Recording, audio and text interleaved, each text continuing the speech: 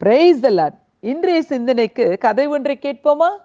அந்த துறைமுக பகுதியில ஏராளமான கப்பல்களும் படகுகளும் தங்களோட பிரயாணத்தை தொடங்கறதுக்கு ஆயத்தமா காத்துட்டு இருந்தாங்க.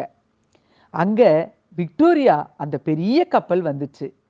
உண்மையிலேயே அவளை ரொம்ப பெருசா உருவாக்கி இருந்தாங்க. காரணம் இந்த உலகம் முழுக்க சுத்தி பார்க்கறதுக்காக. அதுவும் முந்தின டைட்டானிக் மாதிரி எந்த அசம்பாவிதமும் வந்துடக்கூடாதுன்னு ரொம்ப ஜாக்கிரதையா உருவாக்கி இருந்தாங்க. அவளோட பிரம்மாண்டத்தையும் அழகையும் பார்த்து கடற்கரையில் இந்த மத்த படகு கப்பல் எல்லாம் ஆச்சரியத்துல ரொம்பவே அழகா இருக்கிறா, எவ்வளோ பெருசா இருக்கிறா அப்படின்னு பாராட்டினாங்க. உண்மையிலேயே விக்டோரியாக்கு ரொம்பவே சந்தோஷமா இருந்துச்சு. அவளுடைய பிரயாணிகள்லாம் அந்த கப்பல்ல ஏறி முடிச்சோடனே அவளோட பிரயாணம் இப்ப தொடங்கிடுச்சு. ரொம்ப அமைதியான முறையில அந்த பிரயாணம் தொடங்குச்சு. விக்டோரியாவுக்கு ரொம்பவே சந்தோஷம். இனிமேல் ஒரு பிரச்சனையும் இல்லை. அமைதியான இந்த சமுத்திரத்துல நான் நல்லபடியா ஒவ்வொரு துறைமுகத்தையும் அடைஞ்சிடுவேன் அப்படின்னு சந்தோஷமா அவளோட பிரயாணத்தை தொடங்குச்சு. தொடர்ந்து போயிட்டு இருந்த அந்த விக்டோரியா கப்பலுக்கு ஒரு பெரிய ஆபத்து.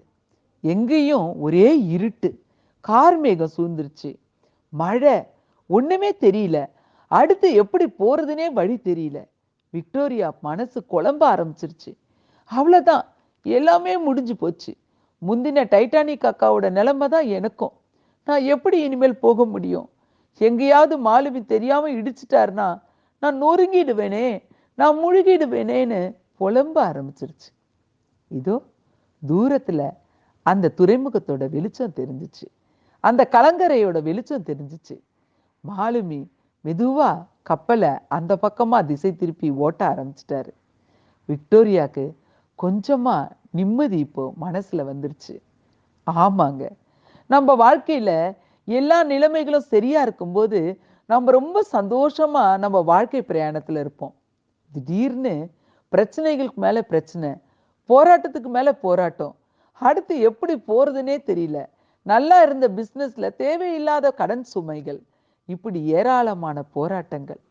அந்த நேரத்துல நிச்சயமா நமக்கு ஒரு விடுவு காலம் இருக்கு அப்படின்னு வேதமும் சொல்லுதுங்க.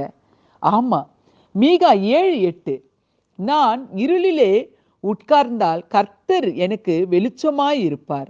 ஆமாங்க, ஒருவேளை நல்லா இருக்கிறோம்னு நினைச்சிட்டு இருந்த உங்க வாழ்க்கையில இருள் போல ஒரு சூழ்நிலை இப்ப நீங்க வந்ததா நினைக்கிறீங்களா?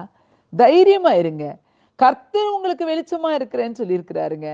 தைரியமா உங்களோட பிரயாணத்தை தொடர்ந்து போங்க. God bless you all.